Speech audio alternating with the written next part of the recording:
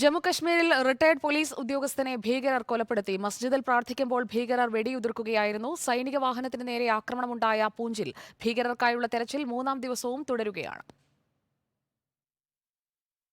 ബാരാമുള്ളയിലെ ഗഡ്മുള്ള ഗ്രാമത്തിലാണ് retired police ഉദ്യോഗസ്ഥനെ ഭീകരർ കൊലപ്പെടുത്തിയത്. റിട്ടയർഡ് ഉദ്യോഗസ്ഥൻ മുഹമ്മദ് ഷാബിയാണ് കൊല്ലപ്പെട്ടത്. മസ്ജിദിനുള്ളിൽ നമസ്കരിക്കുകയായിരുന്ന ഷാബിക്ക് നേരെ ഭീകരർ വെടിയുതിർക്കുകയായിരുന്നു.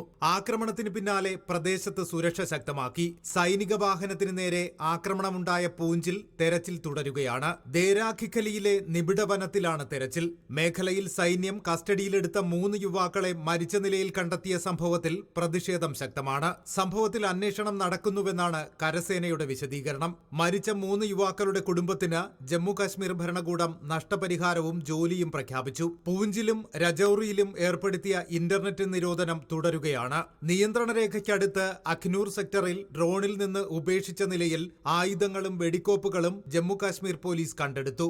റിപ്പോർട്ടർ, ദില്ലി.